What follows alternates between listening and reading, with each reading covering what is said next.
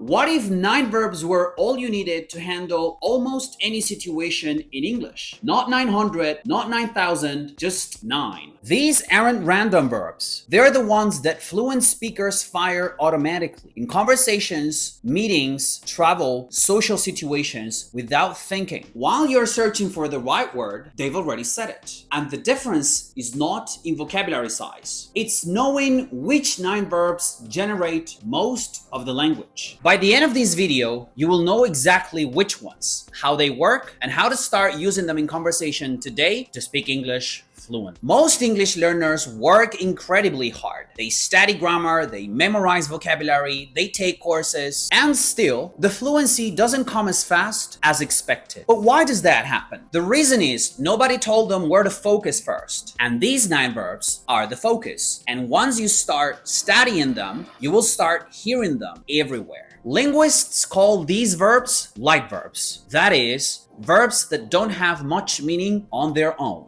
One of the largest databases of real spoken English ever compiled, the COBUILD Corpus, analyzed millions of words of real conversation. The finding was clear. These 9 verbs appear in more combinations than any other verbs in the language. More than any technical verb, more than any academic verb, and even more than any of the complex words that you've been memorizing. They're not simple, they are structural. The verb doesn't carry the meaning because the noun does. Make a decision, make a mistake, make dinner. Same verb, completely different meanings. Now, here's what that means for you specifically. Most learners spend years expanding their verb list, adding more complex, more precise, and more sophisticated options. But the research points in the opposite direction. Master the combinations with these 9 verbs, and you will unlock more of the language than any vocabulary list ever will. And here is why your brain responds to this differently. When you search for a complex verb under pressure, your brain scans, evaluates, selects, and constructs 4 processes, but 2 seconds, and the moment,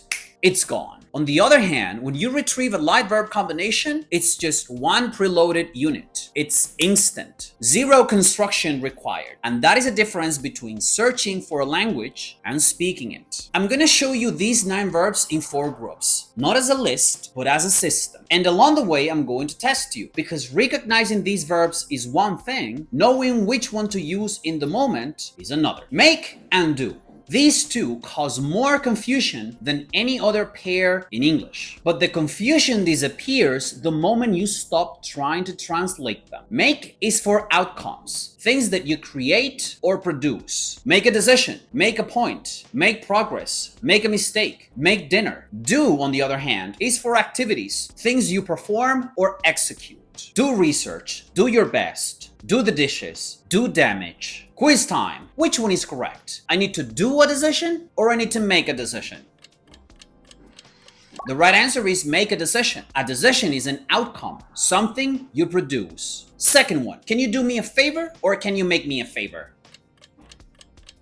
Do me a favor. A favor because you perform something for somebody else. So the rule here isn't about grammar. It's about the partnership, the relationship between the verb, do or make, and the noun. So the first tip is you have to memorize these combinations as one word and not as 2 or 3 separate words. Second group, take and get. Take is the verb of deliberate action. Take a look, take a break, take a chance, take responsibility. You use take when you're doing something intentionally. Get is the verb of change and result. Get better, get tired, get home, get dressed. You use get when something shifts, your situation, your state, your location. Quiz. If I say the project is finally moving, which is the right response? We're finally getting results or we're finally taking results?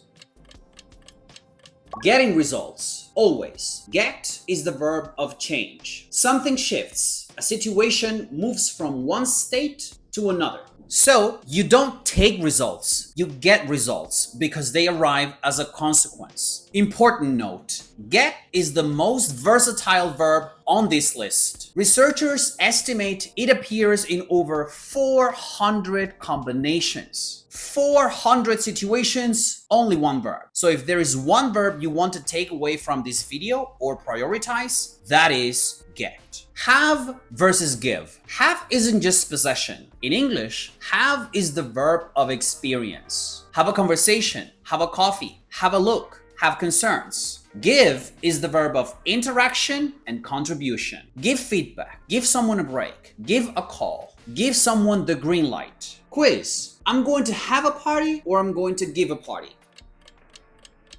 Not very difficult. You're going to have a party. And remember, have is the verb of possession and experience, and give is the verb of interaction and contribution. Put, set, and go. These three verbs look different on the surface, but in real conversation, they create confusion because they all feel like they do the same thing, especially put and set, but they don't. Each one has a specific job. Put places things in position, in context, in motion. You take something that exists and you move it somewhere. Put things in perspective. Put pressure on somebody. You're not creating, you are positioning. Set, on the other hand, establishes. It establishes goals, tone, expectations, beginnings. With set, you're not moving something. You're creating the conditions for something to happen, to exist. And go is the verb of movement and of change. Something shifts, pretty much like get. A situation, a direction, a process. Go to the beach, go ahead, go wrong. You're not placing like put, you're not establishing like set, you're moving from one place to another, or from one state to another. Here's the difference in one image. Before the meeting, you set the agenda. During the meeting, you go over it. And after a meeting, you put together a plan or the action points. Quiz, which one is correct? Let's put a date for the meeting. Let's go a date for the meeting, or let's set a date for the meeting.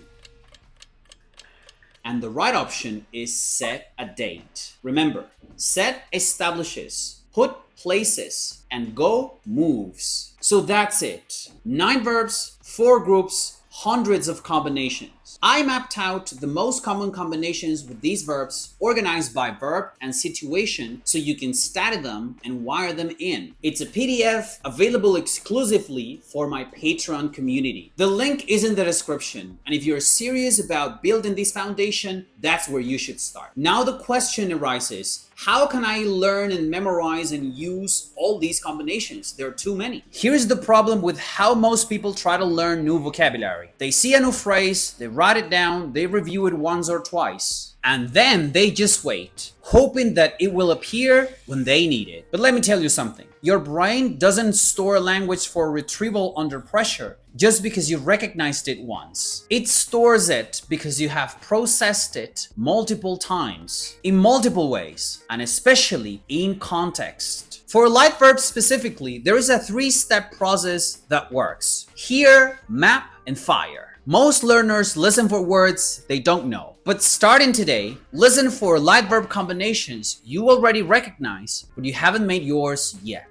You're watching something in English and you hear, let's go over the details before we move on. Stop. That's one important light verb combination. Go over the numbers. You know those words individually. Go over the numbers. But did you have that sentence preloaded? That's the difference between passive recognition and active availability. Write down the exact combination, not the translation. The exact form, as you heard it, in context. The form here matters more than the meaning. Second step, map. Once you have the combination, you have to map it to a situation, not necessarily to a definition or a translation, but to a specific moment. For example, I'll get back to you. That's the preloaded sentence you use when someone asks you for something, but you can't answer now. The map gives your brain a location for the light verb combination. And the location is just the context or the communicative situation for each light verb combination. So when your brain knows where a light verb combination is or lives, it will retrieve it the moment you need it in conversation.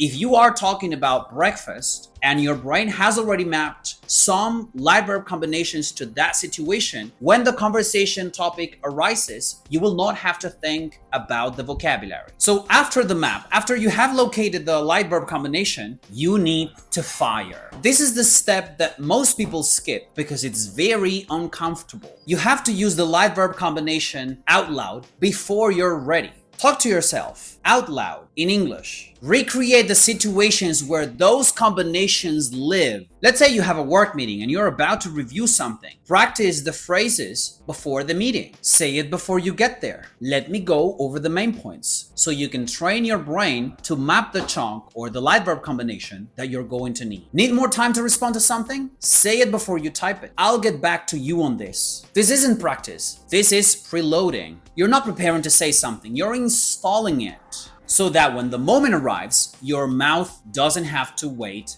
for your brain. Here, map, fire. Every combination you move through that cycle is one less thing your brain has to build from scratch, especially when the pressure is real. Think about the next conversation you're going to have in English. A meeting, a class, a trip, a moment with a friend. Any moment where you needed the language to show up. Now, watch what these 9 verbs can do. Someone asks your opinion. I want to make a point here. Your friend suggests a restaurant you've never tried. You say, let's give it a go. Someone explains something too fast. You say, can you go over that again? Plans with friends are getting complicated. You say, let's set a time or let's set a date and go from there. Those are common communicative situations, and you can see how these 9 verbs are present everywhere. So next time you walk into your next conversation in English, you're going to start noticing them in a podcast, in a movie or TV show, on the street, everywhere. If this changed how you see English and it will give you a new idea to start improving your fluency with new concepts, please subscribe. And tell me in the comments, which combination or which light verb are you going to start looking for first? I'll see you soon.